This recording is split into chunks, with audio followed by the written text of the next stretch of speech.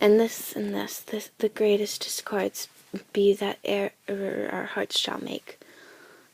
Sigh.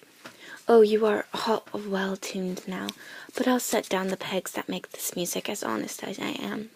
Come, let us to the castle. News, friends, our wars are done, and the Turks are drowned. How does my old acquaintance of this isle? Honey, you shall be well desired in Cyprus. I have found great love amongst them. Oh, my sweet, I prattle out of fashion, and I dote in mine own comforts. I pray thee, good Iago, go to the bay and disembark my coffers. Bring thou the master to the citadel.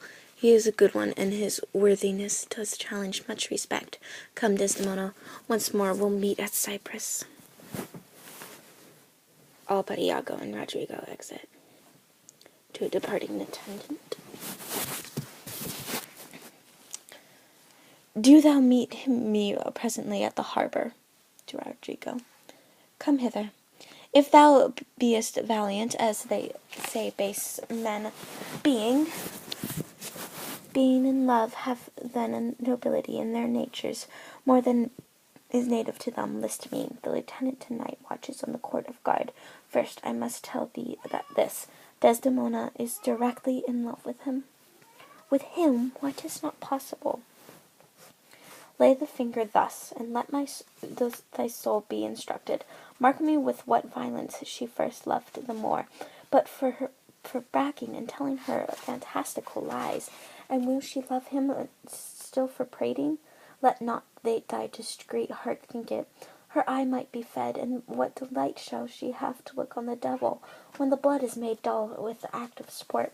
There should be, again, to inflame it, and to give satiety, a fresh appetite, and loveliness, and favour, sympathy, and years, manners, and beauties, all which the more is defective in.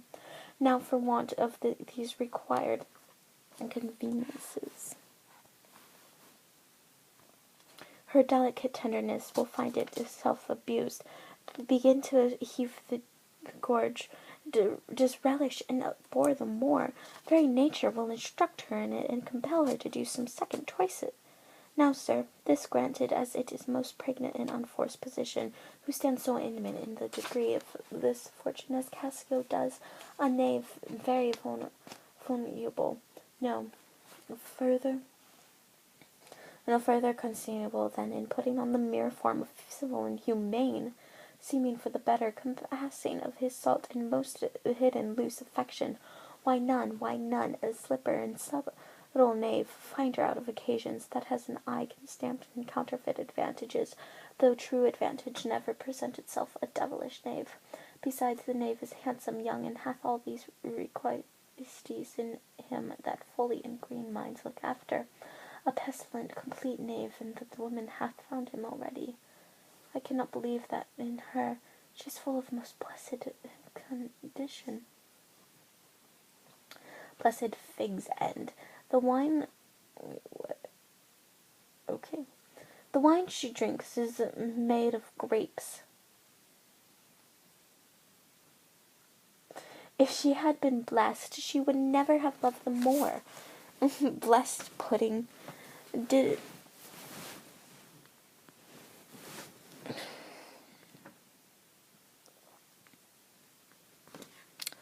Blessed pudding, didst thou not see her paddle with the palm of his hand? Didst not mark that? Yes, that I did, but that wasn't but courtesy. Lechery by his hand. Hun.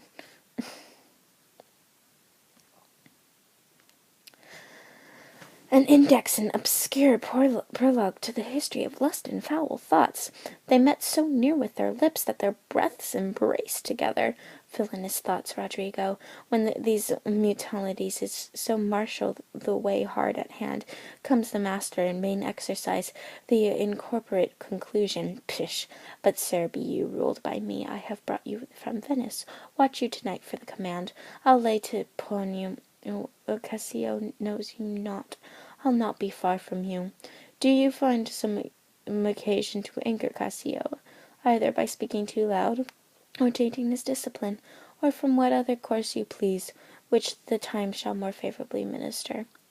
Well, well, sir, he's rash, and very sudden in choler, and happily may strike at you.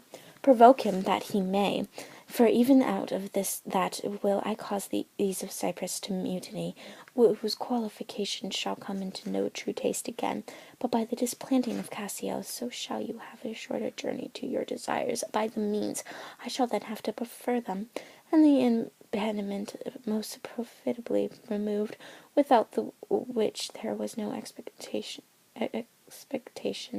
of our prosperity. I will do this, if you can bring it to any opportunity. I warrant thee. Meet me by and by at the citadel. I must fetch his necessaries ashore. Farewell. Adieu. He exits. That Cassio loves her, I do well believe it. That she loves him, 'tis apt and of great credit, the more howbeit that I endure him not, is of a constant, loving, noble nature, and I dare think he'll prove to Desdemona a most dear husband. Now I do love her too, not out of absolute lust, though pre-adventure I stand accounted for his greatest sin, but partly led to die at my revenge, for that I do suspect the lusty more hath leaped into my seat, the thought whereof doth like a poisonous mineral gnaw my inwards, and nothing can or shall content my soul till I am even with him, wife for wife, or failing so, yet that I put the more, at least into a jealousy so strong that judgment cannot cure. Which thing to do if this poor trash of Venice, whom I trace for his quick hunting, stand the putting on, I'll have our Michael Cassio on the hip, abuse him to the more in the rank garb, for I fear Cassio with my nightcap too.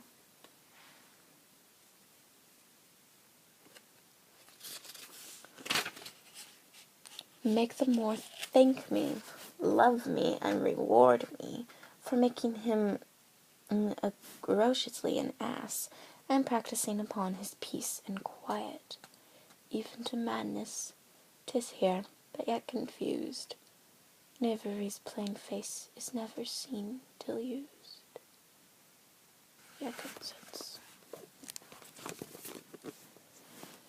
So yeah, later.